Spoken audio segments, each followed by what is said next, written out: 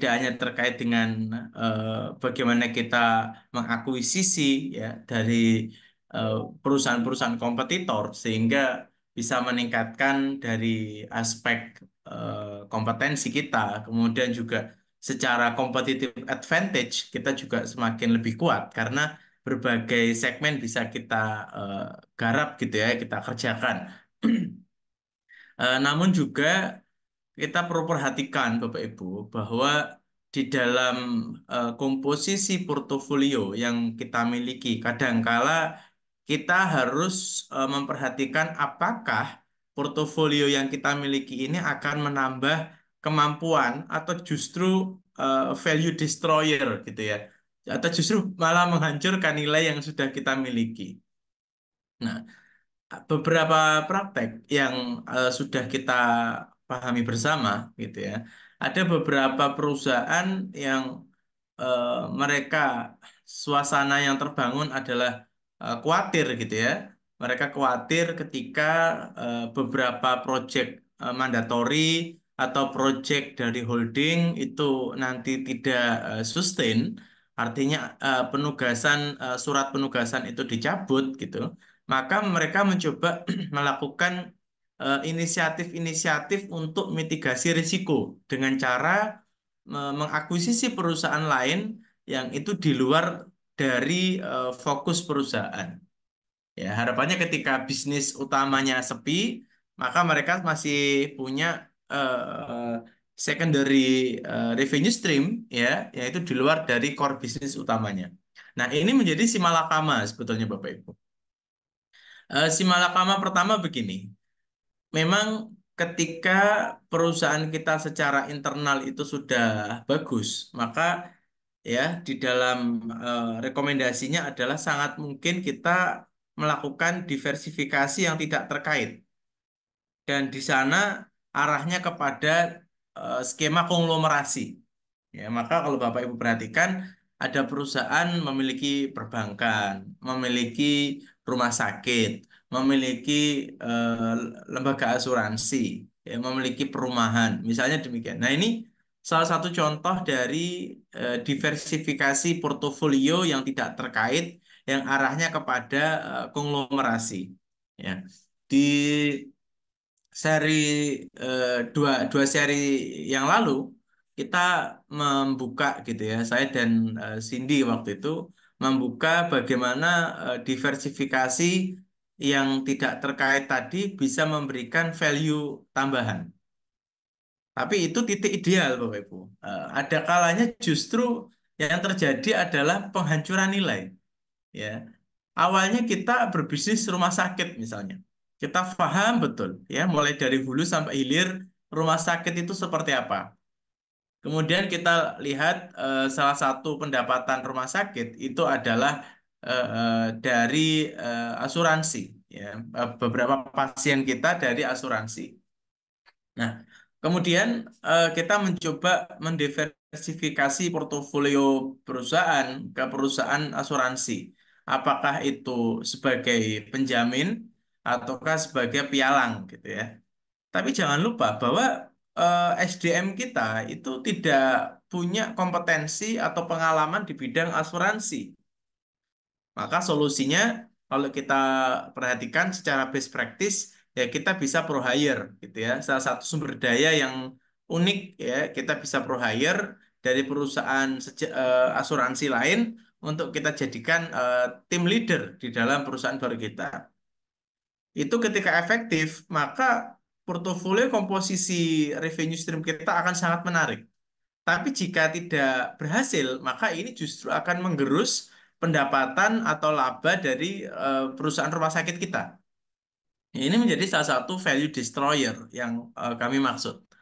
Maka pengambilan keputusan untuk komposisi portofolio, kita harus hati-hati dan memperhatikan kira-kira mekanismenya apa saja sih yang harus kita perhatikan supaya ketika portofolio komposisi itu bisa kita kembangkan, maka tujuannya adalah kita bisa meningkatkan scope of corporation kita, ya scope of corporation kita.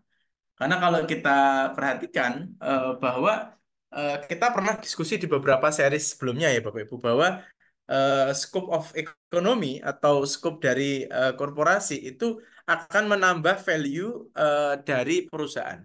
Kalau Bapak Ibu perhatikan grafiknya berbentuk eh, dari tinggi ke landai gitu ya. Nah, ini menjadi salah satu hal yang menarik dalam korporasi kita. Berbeda sama ruang lingkup ekonomi. Kalau ruang lingkup ekonomi, kita hanya fokus bagaimana sumber daya yang kita miliki itu bisa dioptimalkan dengan baik. Sehingga kita punya penjahit misalnya, penjahit yang menjahit baju untuk bayi, kita training, kita kembangkan, akhirnya ketika market demand dari baju bayi itu turun, maka tim penjahit kita bisa melakukan produk yang lain, yaitu misalnya baju untuk anak-anak atau untuk orang tua misalnya. Itu untuk orang lingkup ekonomi. Tapi berbeda dengan scope, ya. Scope itu adalah kita bisa melakukan diversifikasi portofolio, yang mana dari portofolio itu akan menghasilkan satu keunggulan yang akan diperoleh perusahaan jika memang akan menambah layanan baru. Dan keunggulan itu atau efisiensi itu terjadi ketika semakin banyak ya ruang lingkup layanan atau ruang lingkup portofolio yang kita miliki. Nah, ini menjadi salah satu concern ya Bapak Ibu ya. Menjadi salah satu concern yang harus kita perhatikan ya. Namun sekali lagi eh, apa yang kita lakukan itu kadangkala juga akan menjadi value destroyer. Jadi kalau saya gambarkan sederhananya demikian ya. Ini dari sisi cost, misalnya kalau kita mau bicara cost, dan ini dari sisi quantity ya atau scope ya atau bisnis. Misalnya kita punya ini bisnisnya ya. Kita punya bisnis pertama, maka costnya di posisi ini, posisi atas. Kita punya bisnis yang kedua, tadi baju bayi, kemudian ada baju remaja gitu, maka costnya bisa turun lagi. Kita produksi yang ketiga, ini baju untuk orang tua, maka turun lagi costnya. Nah, ini adalah konsep dari ruang lingkup ekonomi, ya, ruang lingkup ekonomi. Tapi kalau kita bicaranya skala ekonomi, maka kurvanya akan demikian. Ya, di titik tertentu kita bisa memproduksi barang yang sama, yaitu barang bayi misalnya, ya, barang satu produk bayi, tapi di titik tertentu kadangkala ketika kita mendapatkan situasi excess production, maka biayanya akan bengkak lagi, akan meningkat lagi. Ya, jadi kalau bicara ruang lingkup, maka hanya ada satu jenis produk, hanya satu jenis segmentasi production. Tapi kalau bicara scope, maka kita harus berpikir komposisi portofolio. Ya, misal kita perusahaan semen misalnya. Perusahaan semen kira-kira kalau mau meningkatkan scope of corporation apa nih yang harus kita kembangkan portofolionya? Apakah dari perusahaan semen kemudian membangun perusahaan tol misalnya karena jalan tol butuh semen ya. Atau misalnya dari perusahaan semen kita bikin portofolio baru perusahaan precast untuk jualan udich misalnya ya yang dipakai digorong-gorong itu ya sangat possible ya. Nah, ini harus kita perhatikan di awal bahwa tujuan dari portfolio composition itu adalah meningkatkan scope dari perusahaan kita, ya. Sehingga value yang kita tawarkan akan lebih tinggi lagi, kemudian dari sisi cost bisa kita kurangi. Demikian. Oke, itu pembukaan dari saya, Bapak Ibu, supaya kita punya satu pandangan gitu ya, bahwa kenapa harus ada komposisi portofolio. Seperti itu, Widi. Mungkin bisa dibantu untuk slide berikutnya. Ya, nah pada minggu lalu, ya minggu lalu kita bicara tentang value chain.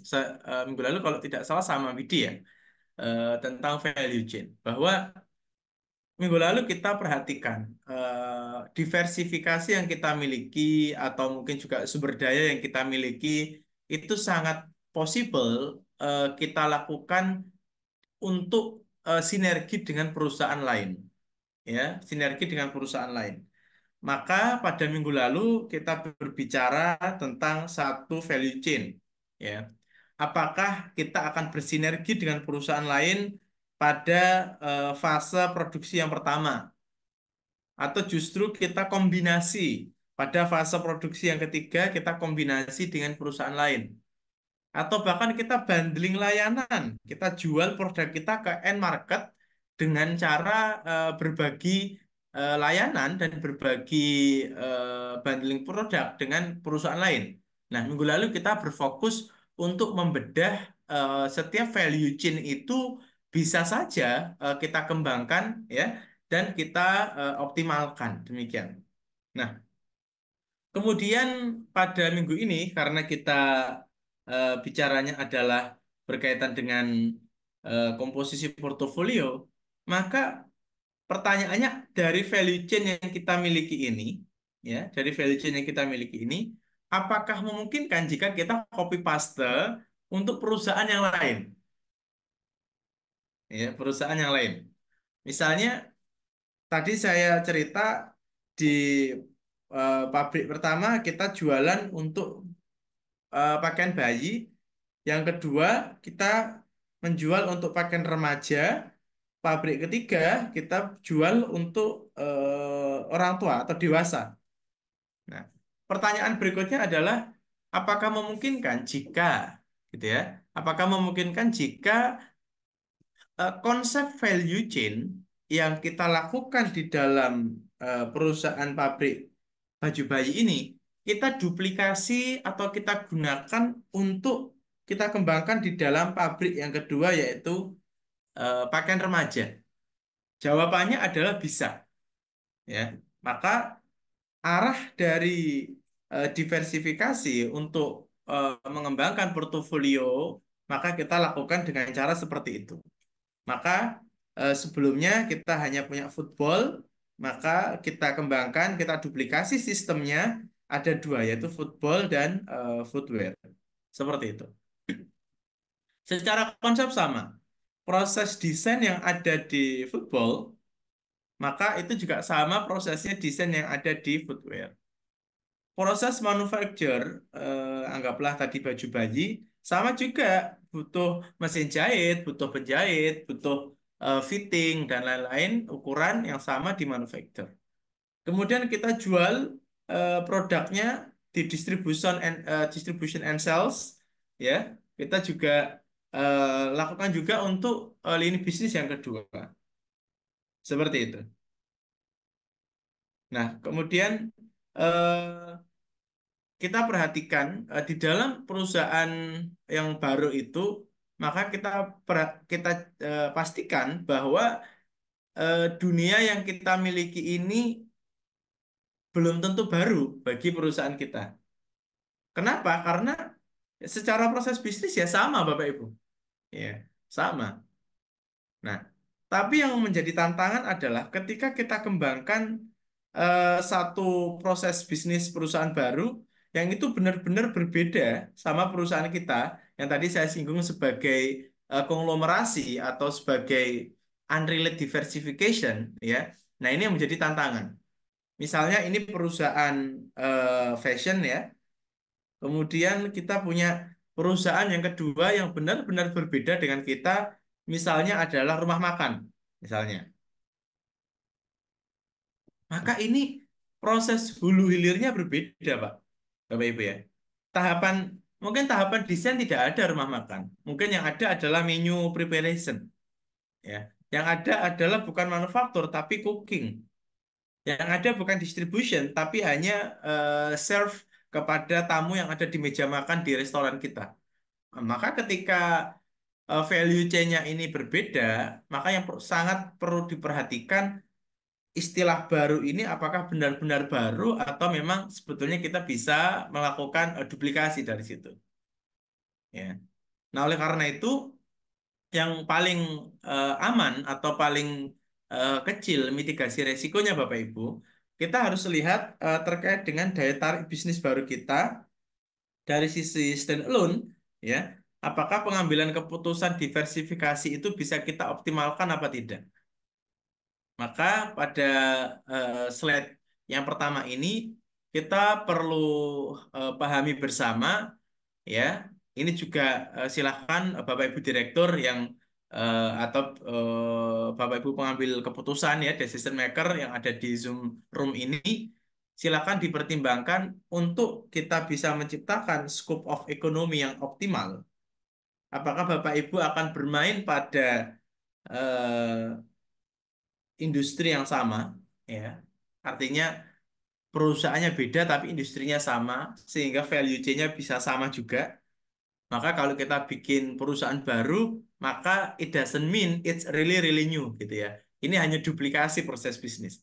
Bahkan manajer yang ada di desain bisa kita transfer ke departemen yang baru. Manajer yang ada di manufacture itu bisa kita transfer ke divisi yang baru. Atau Bapak Ibu akan mengambil keputusan dalam menciptakan scope of economy, scope of corporation, yaitu menggunakan skema unrelated yang benar-benar berbeda sama industri Bapak Ibu. Maka di situ ada learning cost, ya, ada biaya pembelajaran. Nah, biaya pembelajaran itu juga mahal gitu ya. Nah, tapi sangat possible kalau kita pro hire, kita ambil profesional hire dari perusahaan yang sudah established, ya, yang itu sangat possible untuk kita lakukan di sana. Oke, saya rasa demikian, Widi. Mungkin slide berikutnya. Nah, sekarang kita perlu petakan, Bapak Ibu. Kita perlu petakan. Diversifikasi itu bisa kita bagi menjadi dua, gitu ya. Jadi, ketika Bapak Ibu ingin mengembangkan portofolio supaya misalnya revenue stream yang pertama kita jualan apa, gitu ya. Revenue stream kedua kita jualan apa. Revenue stream ketiga kita jualan apa. Misalnya kita pengembangan revenue stream yang kedua itu sangat possible kita menggunakan internal sources, ya, sumber daya internal misalnya. Jadi kita melakukan produk baru, kita melakukan research and development dari produk tersebut, ya. Atau kita juga melakukan investasi namun sangat selektif, Bapak Ibu. Ya, sangat selektif investasinya. Kita cek, perhatikan sebelum kita investasi, silahkan Bapak Ibu bisa membuat FS terlebih dahulu, feasibility study, ya. Kemudian dari FS itu berapa nilai IRR-nya, berapa payback period-nya, ya. Nah, ketika nilainya bagus, maka silahkan dieksekusi selective investment ini untuk pengembangan produk baru. Sederhananya, kalau kita punya produk baru, ya nanti untuk segmentasi pasar yang lebih beragam. Sangat possible untuk itu. Atau bisa juga kita pengembangan revenue stream yang ketiga, itu menggunakan sumber daya eksternal. Kenapa? Ya karena sumber daya internal kita tidak memadai. Ya, kita tidak punya kemampuan di dalam menciptakan revenue stream yang ketiga tersebut. Ya. Tapi sebelum kita tindak lanjuti, Bapak Ibu perlu perhatikan ketika kita mau menciptakan revenue stream external sources, ya, dengan cara aksi korporasi misalnya, karena kita tidak ada kompetensi di sana, maka kita menggunakan sumber daya eksternal, ya. Maka diperhatikan dulu KBLI dari perusahaan Bapak Ibu, apakah ini KBLI umum atau KBLI khusus. Kalau KBLI khusus, maka itu tidak boleh Bapak Ibu. Biasanya kalau special purpose company itu hanya boleh satu bisnis gitu ya. Tapi kalau general purpose itu boleh. Kita aksi korporasi kita nanti secara konsolidasi kita akan punya bisnis baru. Ya, bisa seperti itu. Nah, kalau kita menggunakan external sources, maka di situ ada beberapa skema yang kami apa namanya rekomendasikan. Yang pertama, kita bisa melakukan akuisisi, ya. kita beli misalnya more than 51% gitu ya. Jadi kita punya majority share di situ, kita punya kepemilikan yang dominan sehingga kita bisa PSP gitu ya. Kita bisa menjadi pemegang saham pengendali di sana dengan mengakuisisi perusahaan yang mana bisnisnya dia akan menjadi revenue stream kita secara konsolidasi nantinya. Ya, karena kalau akuisisi itu bisa diklaim untuk konsolidasi, tidak dividen ya. Nah, kemudian sangat possible juga kita melakukan aliansi strategis berbentuk equity. Ya, salah satu contohnya kita joint venture. Ya, kita melakukan usaha patungan. Yang beberapa series sudah saya ceritakan, dulu ada usaha patungan antara Indofood dengan Asahi membuat AMDK Club, ya, air minum dalam kemasan merek Club. Itu adalah bentuk dari external sources Indofood ingin mengembangkan revenue stream baru dalam bentuk air minum, gitu ya, tidak hanya jualan mie instan, maka dia equity placement aliansi dengan Asahi melakukan skemanya adalah joint venture. Atau yang ketiga, ini yang possible dilakukan jika dari pemegang saham ada arahan kepada perusahaan Bapak Ibu tidak diperbolehkan ada aksi korporasi atau dari sisi equity maksud saya. Maka Bapak Ibu bisa gunakan aset placement ya, atau aset ownership, yaitu misalnya kita adalah general trader. Misalnya kita perusahaan kita adalah general trader jual kapur misalnya ya. Batu kapur yang digunakan untuk pabrik semen. Kemudian suppliernya adalah tambang kapur ya, tambang natrium misalnya, tambang kapur. Kemudian dari general trader kita jual ke pabrik semen. Nah, supaya komposisi atau bargaining power dari perusahaan general trader ini kuat dan harga yang diberikan dari supplier itu bisa kita lebih tekan, maka sangat possible kita melakukan non-equity alliance. Ya, perusahaan general trader ini kerjasama sama perusahaan tambang, ditanya, kamu untuk produksi kapur masih punya berapa mesin misalnya? Oh, perusahaan tambang sebagai supplier hanya punya 3 mesin. Oke, kalau gitu saya mau beli alat, beli mesin dua. Ini aset saya yang saya taruh di pabrik kapur perusahaan mitra. Maka ini yang dimaksud sebagai non-equity. Nah, ketika perusahaan Bapak Ibu membeli mesin baru, maka ini bisa masuk dalam operational expenditure atau capital expenditure jika nilainya besar. Ya, tidak merubah struktur ekuitas, tidak merubah struktur saham. Ya, kita tidak membeli sahamnya perusahaan tambang, tidak. Kita tidak mengakuisisi perusahaan tambang, juga tidak.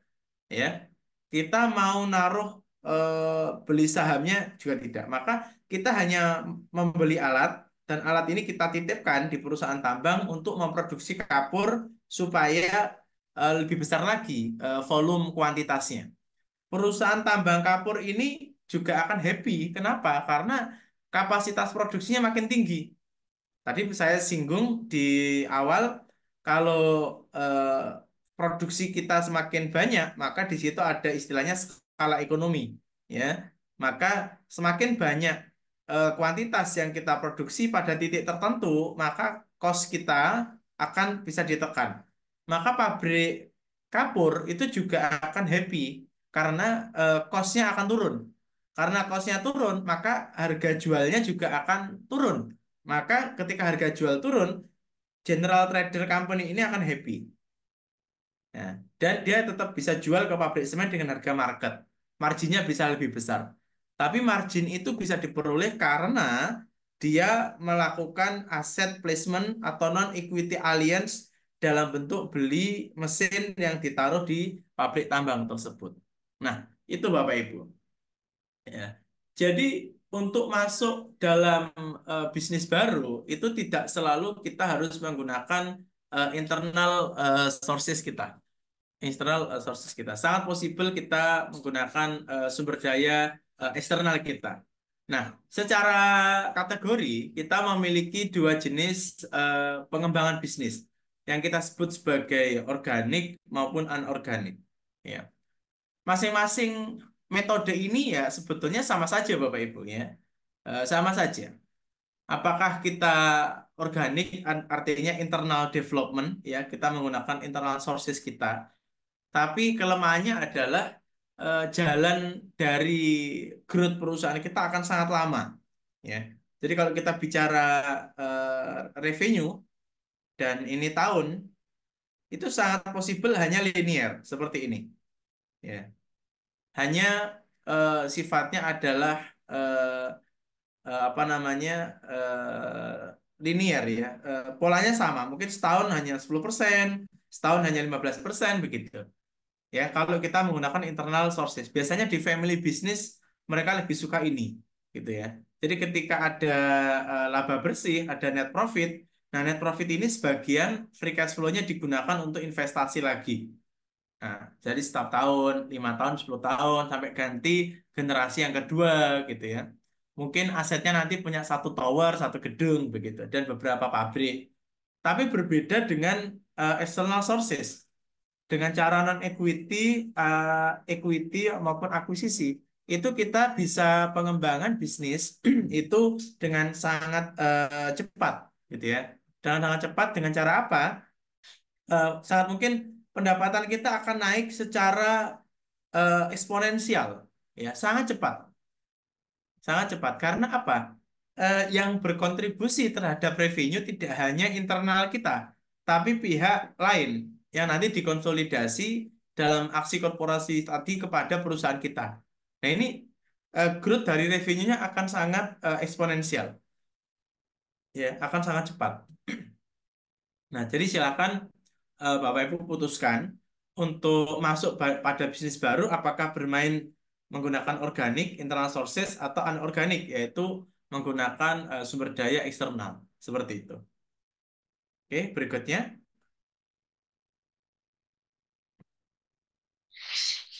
Baik, mungkin Silakan, Widi.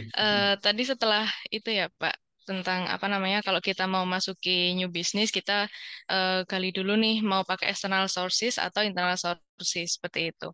Tadi juga di internal sources nanti diperlukan kajian FS nih Pak, ini kan salah satu layanan KMMB juga ya Pak. Baik, mungkin boleh dibantu share screen untuk webinar selanjutnya. Nah, kita break dulu nih ya Bapak Ibu untuk webinar selanjutnya. Nah, ini webinar series 16 ya. Ada Pak Rizky Andri dan ada Pak Badowi sebagai speaker utamanya. Boleh dilanjut. Jadi nanti eh, ini webinar tentang corporate strategi ini sangat banyak ya Bapak Ibu. Jadi nanti diikuti saja. Nah, ini ada sampai series 21. Nah, untuk minggu depan kita baru sampai di series 16. Jadi masih ada kelanjutannya nih. Nah, jangan lupa untuk mengisi link absen yang sudah di-share di chat karena untuk mendapatkan sertifikat nanti. Seperti itu. Baik, boleh dilanjutkan.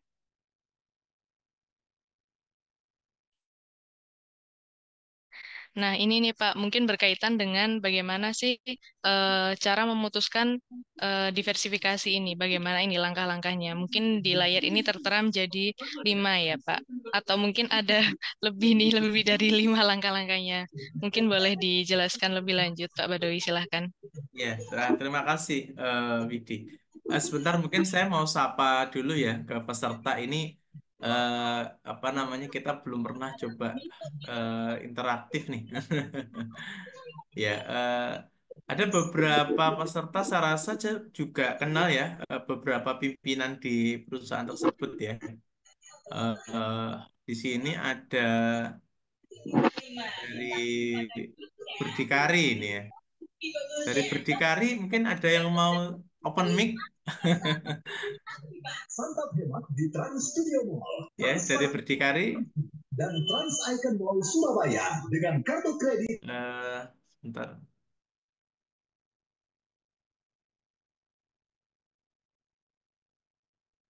Dari Berdikari ini coba saya ingin lihat. dengan Bapak Riki ya. Bapak Riki, selamat pagi Pak Riki dari PT Berdikari. Apakah bisa open mic atau mungkin lagi? Selamat pagi Atau Pak mungkin Riki. sedang berkegiatan. Kita boleh sapa dulu nih, Pak. Di sini ada banyak nih, Pak. Ya. Dari PT Berdikari ada, Oh iya, lumayan iya, banyak. Ini ada, dari timnya Bu Deni atau dari tim divisi yang lain nih? Pak Riki, ada Bu Milania, ya. hmm, iya. Ini ada Mungkin yang bisa open baru mic, Bapak Ibu. join juga. Iya. Nah, ini ada Pak Arif Hidayat baru join. Mungkin boleh on mic, Pak, dari perwakilan mungkin divisi apa, atau boleh Iya. perkenalan. Baik, Ibu, izin Bapak, Ibu, Iya. Iya. ya, salam Selamat kenal, siang, nama saya Pak Riki. Selamat siang, Pak. Selamat siang, Pak Baik, Badawi, salam kenal. salam kenal. Pak Riki dari divisinya Bu Deni, Pak Arif juga. Ini Selamat siang Pak. Ini saya Arif Hidayat, perkenalkan Pak, mohon izin perkenalkan diri gitu ya. Saya dari salam kenal Pak Arif. salam kenal Pak. Dari divisi Saya dari apa ini Pak? Pak, Kalau boleh tahu Pak? dari divisi legal Pak, kebetulan Pak. Oh dari legal. Oh Ah, baik. ini Baik, Pak. terima kasih. Ini kalau dari divisi legal ini nanti kita diskusinya kalau kita mau ambil new business, jangan sampai nanti KBLI-nya ketabrak ya Pak ya. Terima kasih ya Pak. Dari izin-izin. Baik, Siap salam Pak, kenal Pak siap. Arif, Pak Riki dari Berdikari. Kenal Pak. Baik Pak, belum kenal Pak. Baik, terima kasih sudah join ya. Oke, kita lanjutkan Bapak Ibu materinya. Nanti di sesi break kita bisa saling kenalan juga ya satu sama lain. Oke, Bapak Ibu, ada 5 pendekatan ya. Kalau kita perhatikan dari keputusan untuk diversifikasi itu. Nah, setidaknya 5 approach ini kita harus betul-betul pikirkan dengan sangat matang.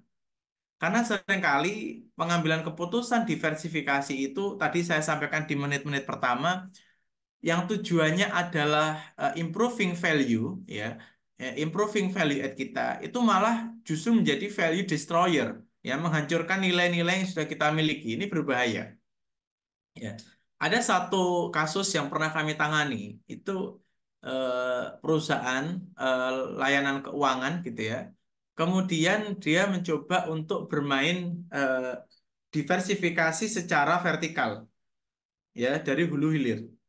Ya, dia posisi di sini, ya, maka dia ingin menambah satu anak usaha baru yang diversifikasi unrelated itu ada di bawahnya. Artinya ini backward integration, ya, integrasi ke belakang.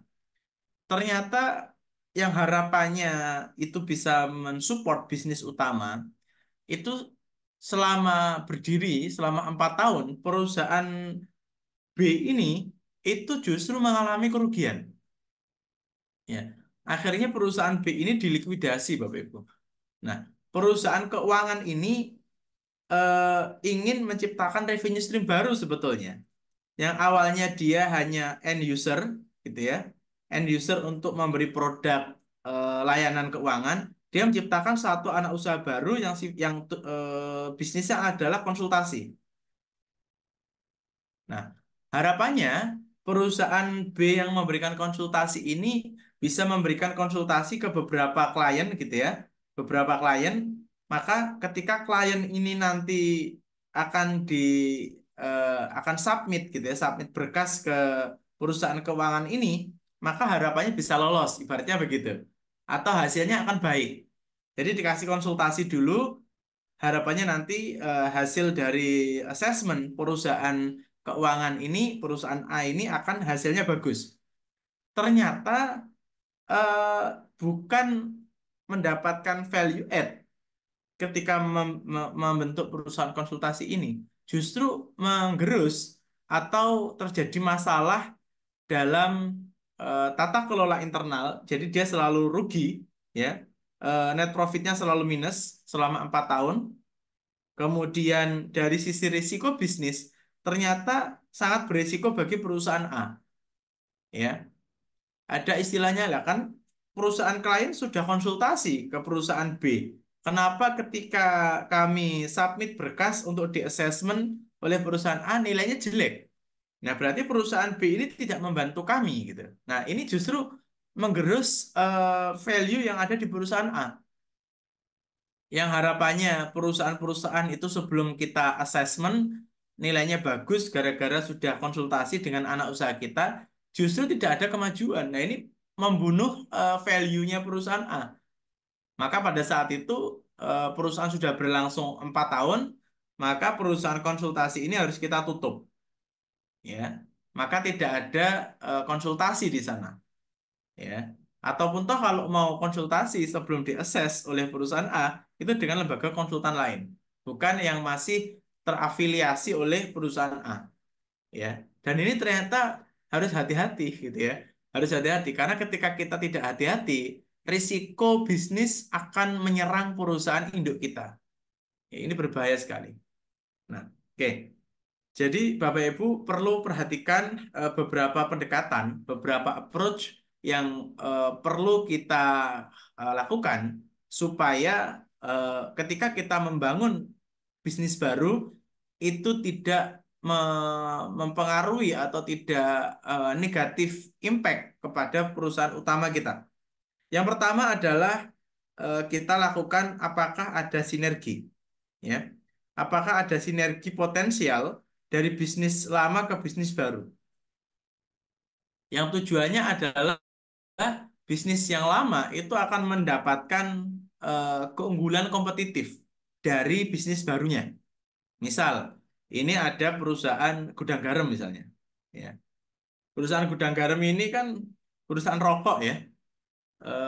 Secara regulasi bisnis rokok itu sudah ditekan sekarang ya, susah untuk fleksibel gitu ya. Secara pajak juga ditekan luar biasa, ya. Maka gudang garam ini memikirkan bagaimana dia bisa apa namanya ekspansi, ya, bisa ekspansi yang itu di luar bisnis rokok. Maka dia menciptakan bisnis baru, dia membuat Surya Investama. Ini perusahaan investasi yang dimiliki oleh grupnya Gudang Garam. Nah, dari Surya Investama ini akhirnya dia mencoba untuk mendiversifikasi bisnis supaya 20 tahun ke depan, supaya 50 tahun ke depan growth ya perusahaan tetap bisa sustain. Maka pengambilan keputusan yang diambil entah itu masih kontroversi ya karena mereka setelah membangun investasi bandara di Kediri dan jalan tol ternyata sahamnya turun. Yang awalnya sekitar 90.000 turun sampai ke 20.000 sahamnya Gudang Garam ini. Nah, jadi Surya Investama ini investasi ke bandara yang kapan dari sempat viral ya Bandara Doho di Kediri. Kemudian investasi juga jalan tol ya. Yang harapannya 50 tahun ke depan atau 100 tahun ke depan pendapatannya bisa sustain. Tapi pengambilan keputusan yang diambil saat ini itu justru bisa mengurangi atensi market. Jadi market sangat sensitif. Yang awalnya sahamnya 90.000 turun sampai 20.000. Kerugiannya luar biasa secara capital loss. Ya. Maka hati-hati dalam menciptakan bisnis baru apakah ada sinergi yang potensial apa tidak. Ketika sinerginya itu potensial, misalnya PT Gudang Garam, karena dia jual rokok, dia punya anak usaha, misalnya pabrik kertas, ya kertas rokok. Maka eh, rokok Gudang Garam itu tidak perlu mengambil vendor dari luar. Dia cukup mengambil dari kertas-kertas yang digunakan untuk produknya dari anak usahanya. Maka ini yang dimaksud sebagai sinergi potensial. Mensupport. Kemudian ada lagi pabrik yang dia bangun khusus untuk menyediakan tembakau. Maka ini dimaksud sebagai sinergi yang potensial. Ya. Tapi dengan pengambilan keputusan bisnis barunya bandara, ini justru destroyer value, ya. Atensi market, atensi market itu menjadi sensitif sehingga dia tidak bisa mendapatkan keuntungan dari pasar, justru mendapatkan kerugian yang sangat besar dari pasar, begitu. Nah, sehingga Bapak Ibu, sinergi itu sangat penting, ya. Sinergi itu sangat penting. Pada minggu lalu kita diskusi banyak tentang hal itu, ya. Apakah kita akan mendapatkan nilai tambah yang baru, kemudian itu bisa secara konsolidasi akan menguntungkan perusahaan induk, atau justru perusahaan baru itu menggerus nilai dari perusahaan utama, seperti kasusnya investasi di Bandara Doho ini mempengaruhi sensitivitas saham dari Gudang Garam dari 90.000 ke 20.000. Ya. Tapi kalau kita bicara anggaplah 50 tahun ke depan, ini bisnis yang menjanjikan Bapak Ibu. Ini bisnis yang menjanjikan. Ketika tekanan regulasi sangat kuat kepada bisnis rokok. Nah, ini yang harus kita perhatikan. Ya, concern yang kedua, pendekatannya tidak hanya soal sinergi, tapi pendekatannya adalah tentang resource gap. Ya, kita harus perhatikan. Sebetulnya kelemahan atau gap sumber daya yang kita miliki itu apa saja? Ya, apa saja? Misalnya ini ada perusahaan semen gitu ya. Perusahaan semen. Dia membutuhkan bahan baku misalnya kapur misalnya. Nah, dan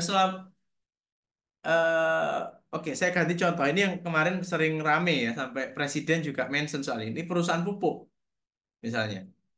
Perusahaan pupuk dia butuh bahan baku material yang itu harus diimpor dari Rusia, ya. Nah, karena sekarang ada masalah, ada apa namanya perang antara Rusia dan Ukraina, maka jalur distribusi global menjadi bermasalah, ya. Eh, Akhirnya bahan baku material dari Rusia sulit untuk terdistribusi secara normal kepada pabrik pupuk yang ada di Indonesia. Alhasil harga akhir dari pupuk meningkat dan terjadi kelangkaan di berbagai tempat karena volume yang diterima juga turun. Maka inilah yang dimaksud sebagai resource gap. Oleh karena itu, perusahaan harus berpikir tentang diversifikasi layanan, dia harus berpikir tentang entry new business. Perusahaan pupuk ini harus punya anak usaha yang bisa menyediakan raw materialnya, supaya tidak tergantung oleh situasi atau sangat depend kepada perusahaan material pupuk yang ada di Rusia. Seperti itu.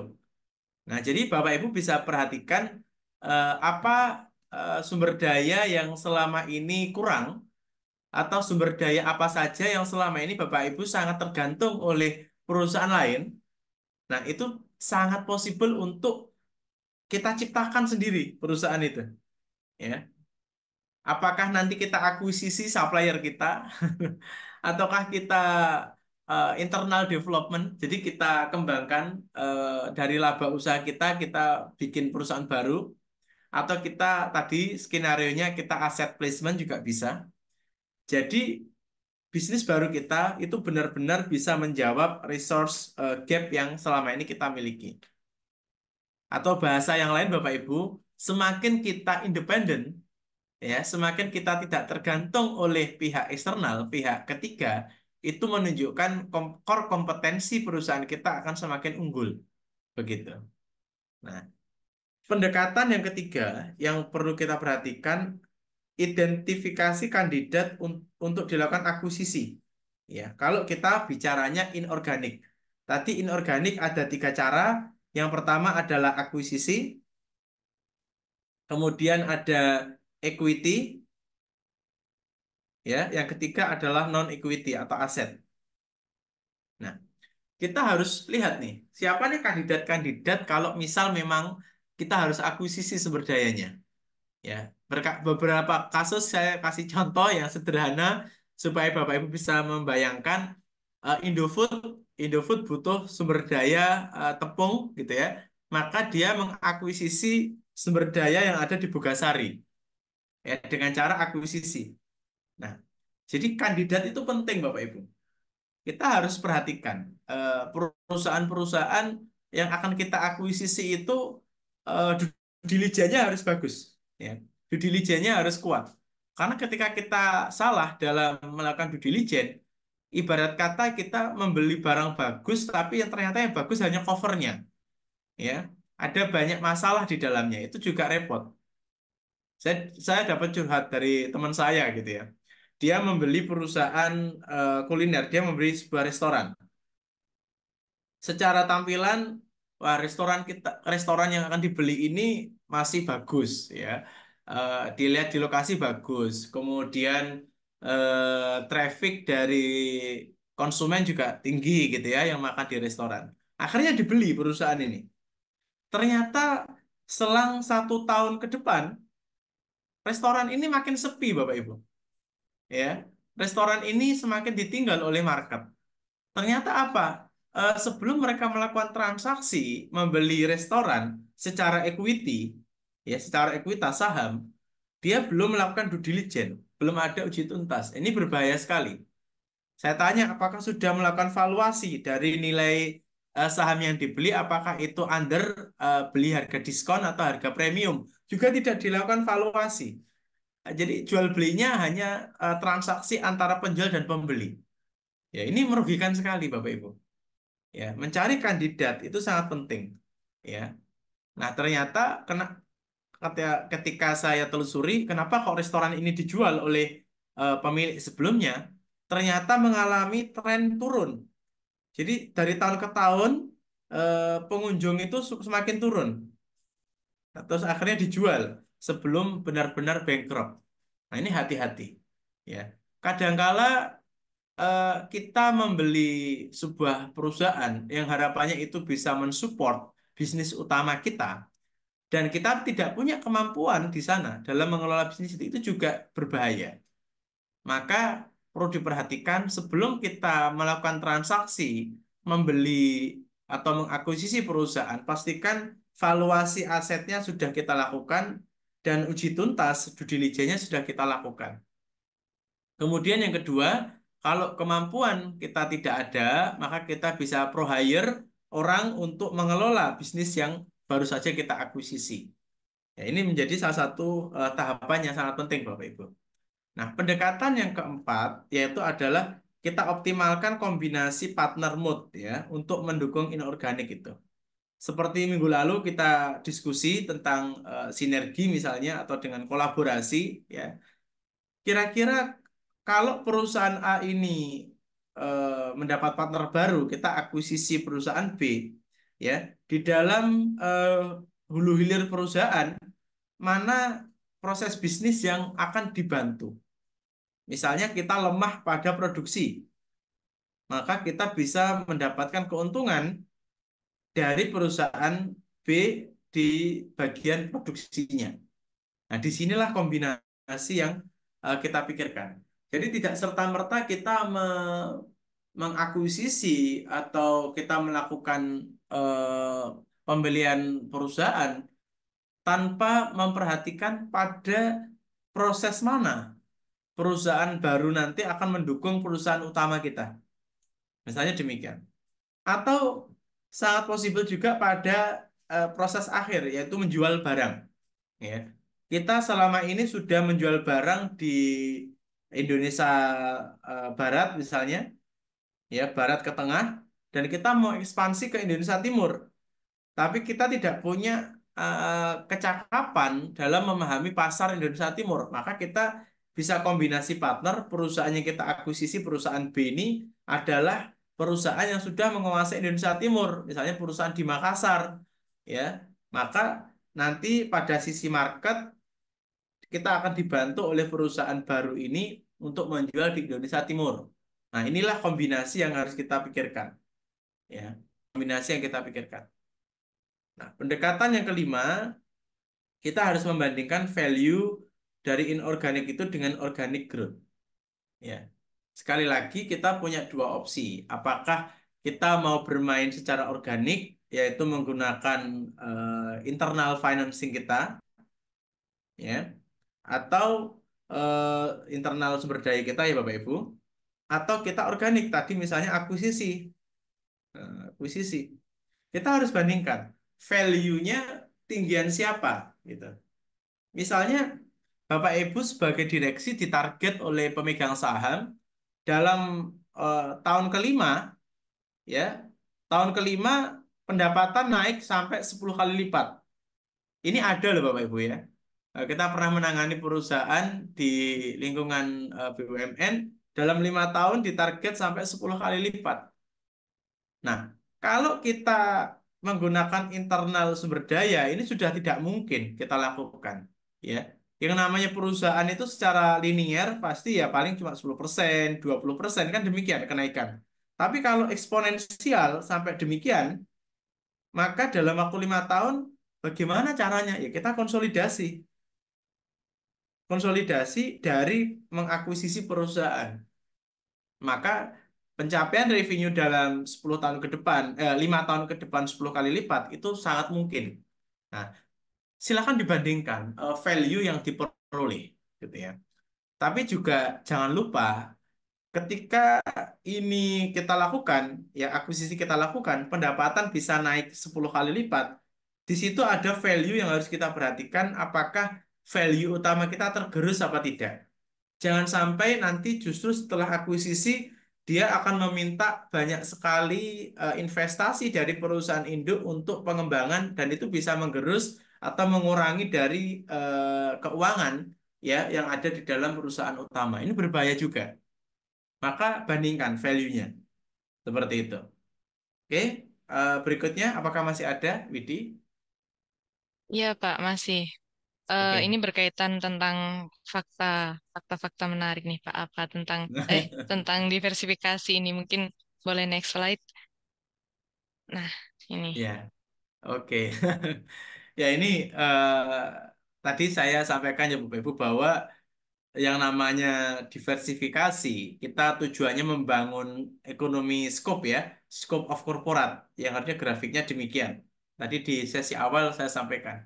Tapi jangan lupa bahwa tantangannya sangat besar untuk mendapatkan tujuan itu.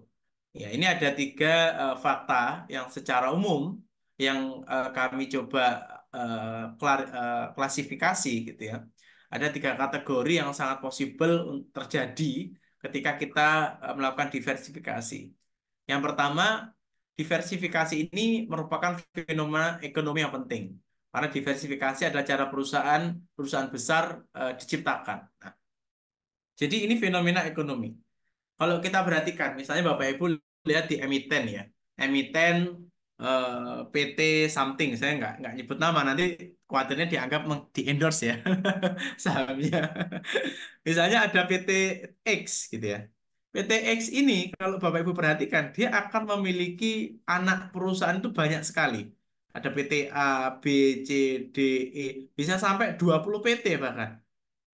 Jadi sampai 20 PT yang nanti kalau dikonsolidasi karena mayority share-nya ada di PT X itu akan menambah value dari aset PT X ini sangat besar. Maka jangan dimimpikan perusahaan bisa besar tanpa adanya diversifikasi. Ya. Atau kita lihatlah, misalnya emiten yang baru saja IPO, perusahaan teknologi yang menjual apa namanya platform digital untuk jual beli produk, misalnya ya. Itu kalau kita lihat dia memiliki anak usaha itu banyak Bapak Ibu. Ya, ini saya perhatikan anak usahanya itu ada luar biasa banyak sekali ya. Ada banyak sekali. Ini lebih dari 20 PT ini. Ya. Misalnya Bapak Ibu bisa cek lah, saya sebut nama. Misalnya ada emiten Bukalapak misalnya ya. Emiten Buka. Ini kalau kita perhatikan, anak usahanya ini lebih dari 20 nih. Banyak sekali. Ya, banyak sekali. Dan ini tidak hanya di Indonesia ya, di beberapa negara lain. Ini ada Limited LTD, ada PTE LTD, ini dari perusahaan luar semua ini. Nah, artinya apa? Ketika Bukalapak ini dia mau ekspansi, ya, dia mau ekspansi besar untuk menjadi perusahaan besar, maka tidak mungkin tanpa melakukan diversifikasi, ya. Maka ini harus kita perhatikan, ya, kita kita perhatikan. Jadi Bapak Ibu silakan, apakah masih pengen gitu ya, kita biasa-biasa saja, misalnya mau bisnisnya ya udah gini-gini aja, maka nggak perlu diversifikasi gitu. Tapi kalau kita benar-benar pengen suatu saat menjadi perusahaan yang besar, maka ya kita harus pikirkan, kita harus melakukan diversifikasi. Ini saya coba apa namanya tunjukkan screen, ya. Ini mungkin kelihatan. Jadi ini saya coba lihat emitennya dibuka. Ini anak usahanya luar biasa banyak ini Bapak Ibu. Ya. Jadi anak usahanya ini sangat banyak sekali. Nah, ini yang saya maksud tadi adalah kita dalam diversifikasi ini adalah fenomena, ya. Ini fenomena yang luar biasa. Jadi perusahaan-perusahaan besar itu akan tercipta ketika disupport oleh banyak anak perusahaan. Artinya ini diversifikasi. Misalnya untuk pembiayaan, ini ada PT Mova.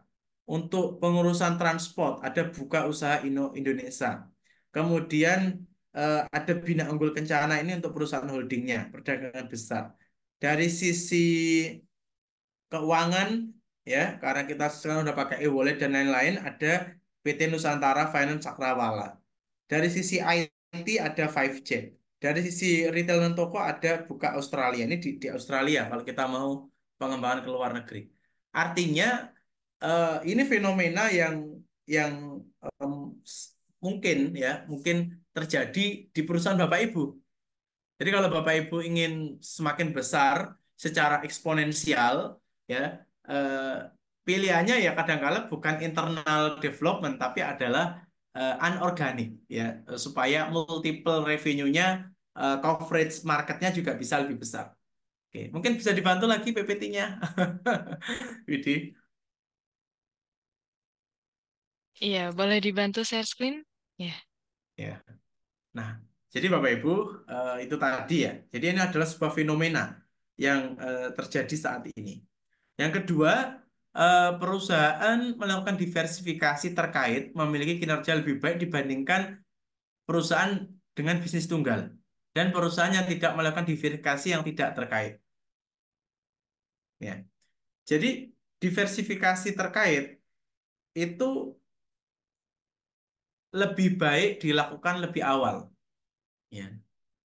Lebih baik dilakukan lebih awal.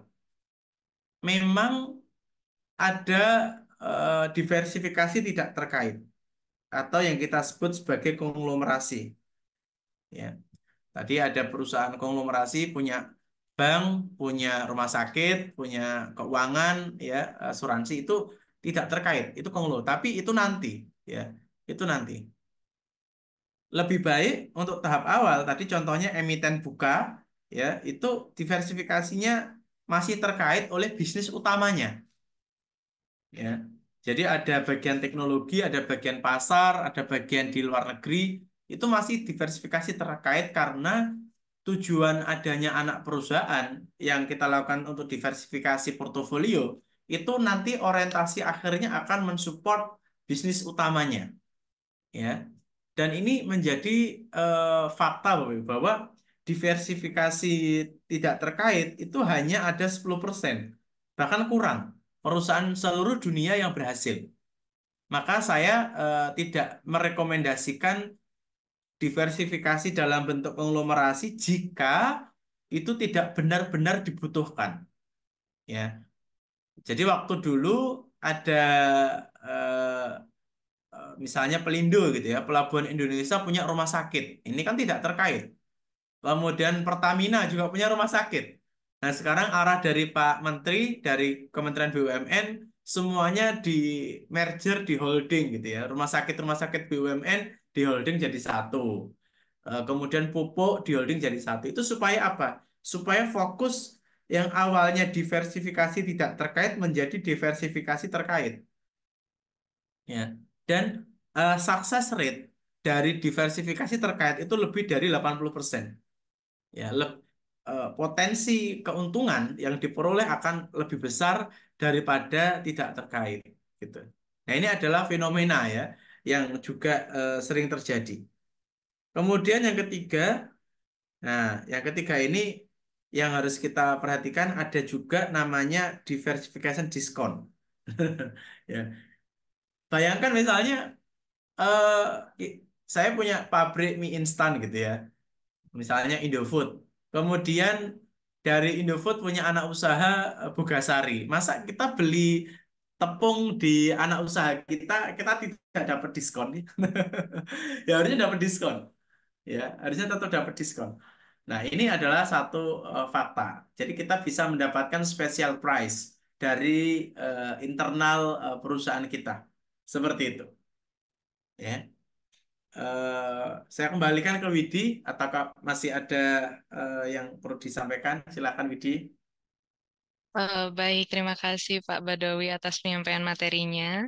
Nah, mungkin ini langsung saja nih Pak. Ini ada yang eh, chat di Zoom terkait pertanyaan nih Pak. Ada dua pertanyaan. Ini yang pertama ada Bapak Ahmad Badawi nih.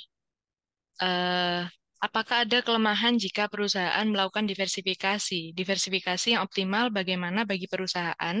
Karena dengan diversifikasi yang tidak terkendali, perusahaan akan kehilangan arah dalam bisnis utama. Seperti Ya, itu. Atau mungkin Pak Ahmad Badawi bisa on mic, Pak? ya ini silakan Pak. Sekalian juga Iya, kenalan kita. iya betul. Biar diskusinya lebih nyaman, lebih enak gitu. Baik. Atau juga bisa disampaikan Pak, ini karakter bisnisnya bisnis di bidang apa sehingga kita bisa Nah, juga lebih spesifik untuk melihat industrinya. Karena beda industri betul. ini beda ini ya Widi ya, beda culture sebetulnya. Iya, betul, Pak. Nah, Ya ini ini sudah terlihat. bisa Ya, dijelaskan Pak sebenarnya, pertanyaannya Pak. Silakan Pak. ya, Assalamualaikum Pak Ahmad Badawi ya, namanya yang bersama Ini dengan hampir saya sama nih. Pak namanya. Iya. Beda pinternya nih Pak, kayaknya Sama-sama. Bapak ini nih Pak. Pak, mohon maaf izin Pak, ini saya kan apa namanya sebenarnya sih bukan praktisi ya Pak sekarang Pak ya. Saya memang awal apa namanya dari bank syariah terbesar saat ini saya sudah purna gitu ya Pak ya. Tapi saya juga apa namanya jadi apa namanya ya pengajar lah gitu beberapa universitas gitu Pak ya. Ini memang kaitannya dengan ini aja Pak apa yang saya pahami gitu ya di retrek buku ataupun fakta-fakta yang ada gitu ya Pak ya. Terutama tuh saya itu sering melihat itu, ini mohon maaf Pak, ini saya nggak tidak bisa melihat apa namanya skopnya yang seperti Bapak ya perusahaan besar gitu ya Pak ya. Saya itu hanya melihat itu dari beberapa teman-teman yang punya bisnis terutama itu di konveksi atau apa yang kecil-kecil gitu loh Pak ya. Nah, seringkali itu dia itu merasa apa namanya punya apa ya keinginan yang sangat besar ketika dia punya bisnis di si konveksi itu, kemudian dia itu merasa ininya tuh cepat tumbuh gitu, Pak ya. Nah, kemudian waktu itu tuh dia tuh mau melebarkan sayap dan itu tuh kelihatannya itu tidak terkendali, Pak. Sehingga dia harus pinjam sana, pinjam sini untuk mengembangkan usahanya itu gitu ya.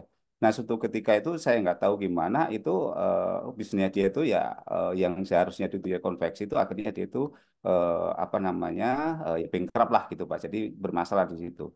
Nah, ini bukan hanya satu atau dua, tapi beberapa gitu Pak. Saya melihat itu kelihatannya itu kok bernafsu sekali gitu Pak. Jadi saya langsung connect aja dengan apa yang sampaikan Bapak ini ya. Bisa aja di ke perusahaan-perusahaan besar itu terjadi hal yang demikian gitu Pak. Sehingga harusnya itu visi atau misinya dia harusnya visi utama itu apa kemudian dia mengambil mengakuisisi seperti Bapak sampaikan tadi yang mungkin terkaitnya terlalu jauh sehingga dia itu ya akhirnya kehilangan gitu Pak. Nah, ini mungkin apakah Bu juga ada kejadian atau fakta yang mungkin Bapak mungkin sampaikan ini Pak contoh-contohnya gitu Pak ya. Dan ini akan menjadi pembelajaran bagi saya pribadi. Mungkin itu Pak Muhammad Badui. Makasih Pak.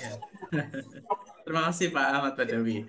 Eh, ya, memang secara nature bisnis, Pak, nature bisnis di seluruh dunia, diversifikasi yang tidak terkait itu success rate-nya sangat kecil, Pak. Bahkan bisa dikatakan tadi saya sebutkan juga hanya 10% kurang lah ya. Kurang dari 10% perusahaan yang berhasil melakukan konglomerasi.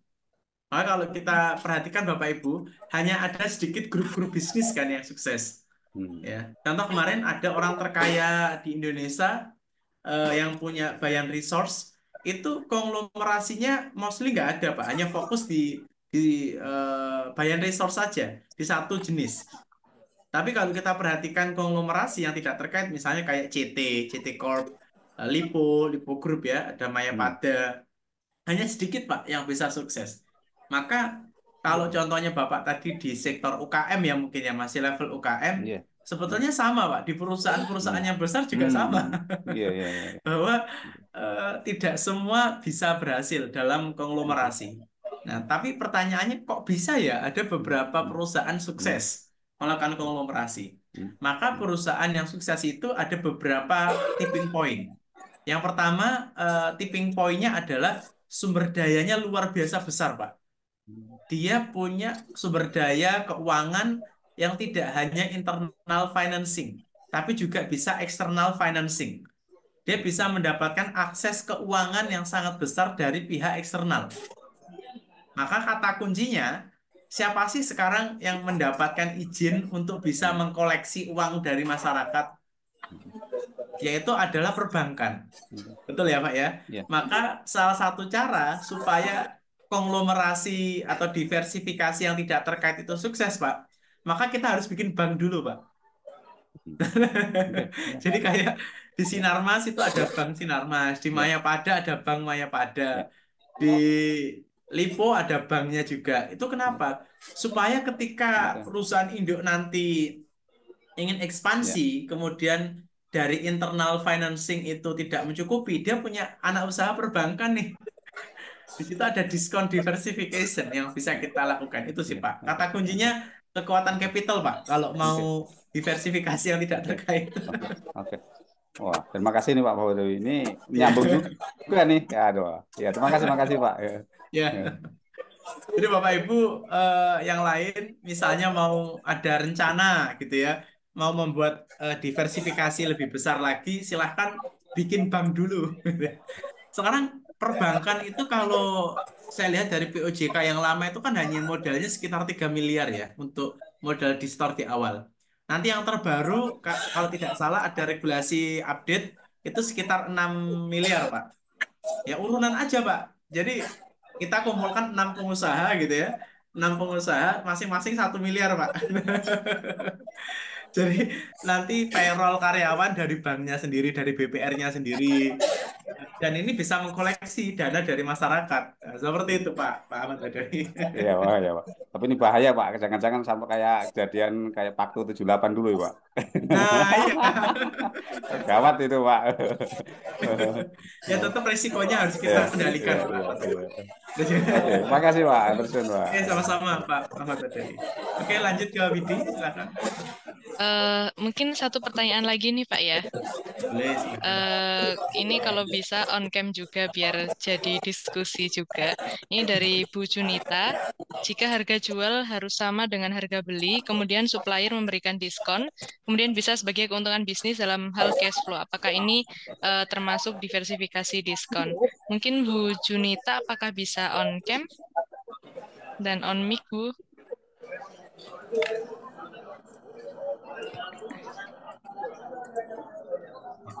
Salam Halo, kenal Bu Junita. Bu Junita.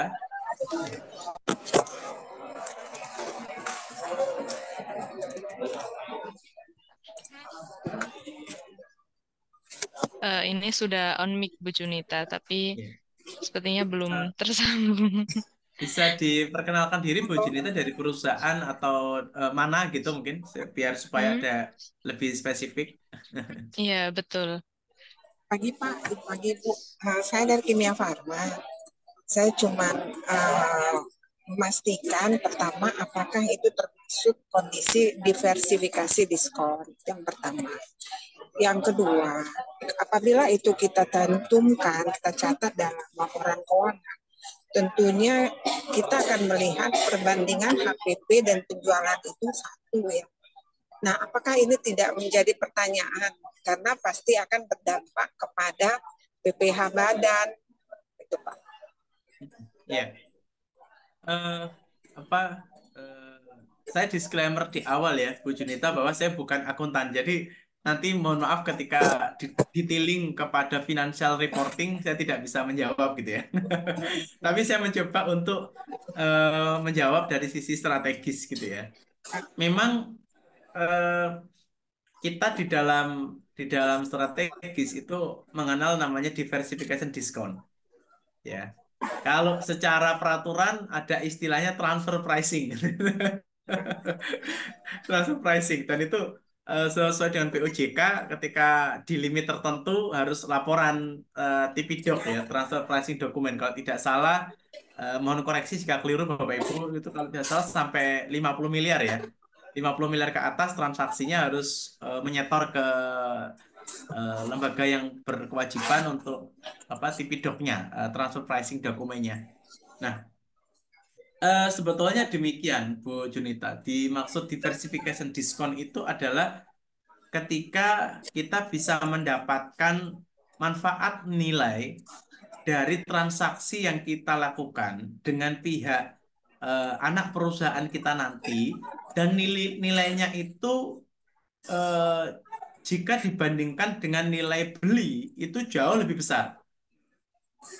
Nah, itulah diversifikan diskon. Misalnya demikian. Saya coba tampilkan. Ya. Misalnya kita modal ya untuk equity, kita equity placement senilai misalnya 55%, itu equal dengan anggaplah 200 miliar. Ya. Kemudian kita bisa mendapatkan sahamnya PTA gitu ya, senilai 55%. Kemudian perusahaan kita PTX ya, yang menjadi induk perusahaan A, ini bertransaksi dengan PTA. Nah,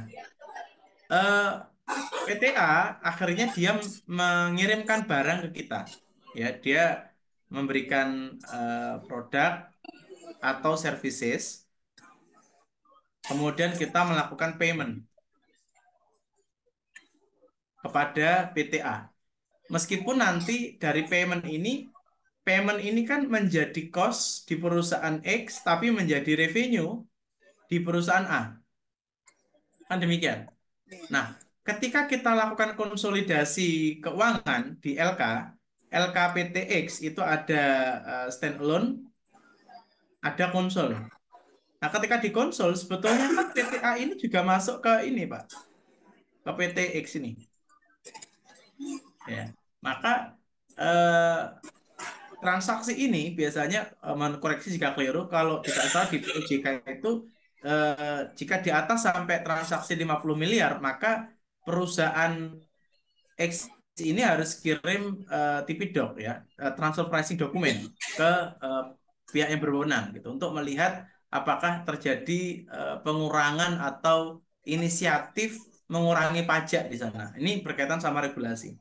Nah, yang dimaksud dari diversification diskon adalah ketika payment kita ya ada selisih, misalnya ini ada PTB ini vendor lain ya. Misalnya kita bandingkan, kita bertransaksi dengan PTA dan PTB yang nilai keuntungannya anggaplah dalam waktu 5 tahun atau anggaplah dalam waktu 10 tahun itu ada selisih harga yang bisa di atas 200 miliar. Nah, ini yang dimaksud sebagai salah satu contoh dari diversification diskon. Artinya kita sebetulnya mendapatkan nilai manfaat yang itu bisa lebih besar dari equity placement yang kita keluarkan.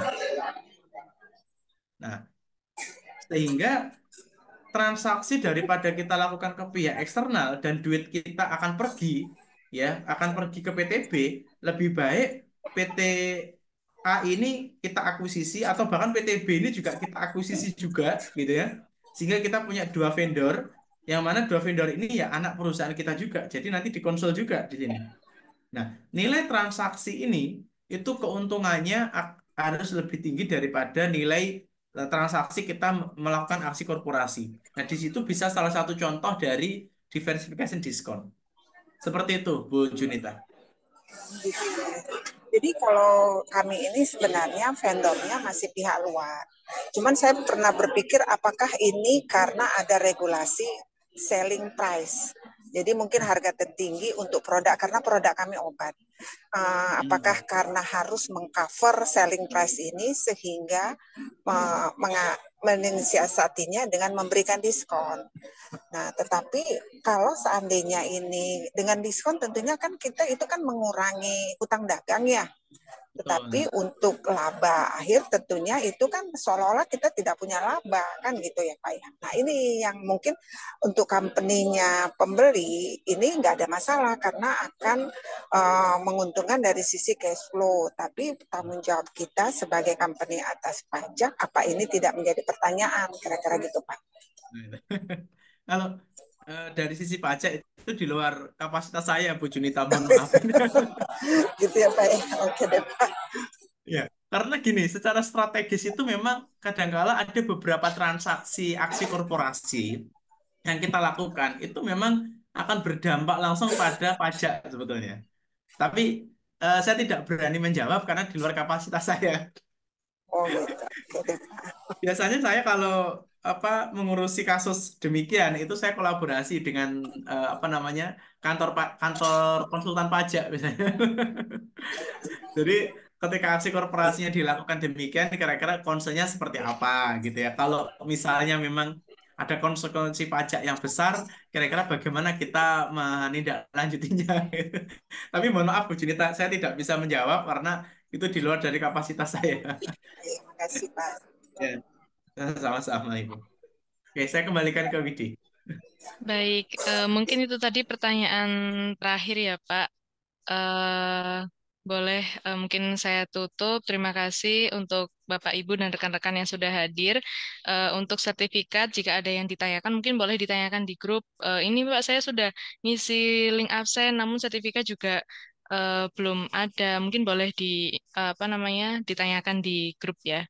Bapak Ibu, seperti itu. Dan untuk record webinar ini ada di Zoom, ada di YouTube-nya KMMB. Mungkin nanti akan di-share kembali dan di-share di grup link YouTube KMMB dan record Zoom ini. Mungkin sekian dari saya. Terima kasih Pak Badawi untuk Sip. materi hari ini. Dan terima kasih Bapak Ibu. Selamat siang. Selamat siang. Terima kasih Bapak Ibu. Sampai jumpa minggu depan. Ya. Terima kasih. Nafas.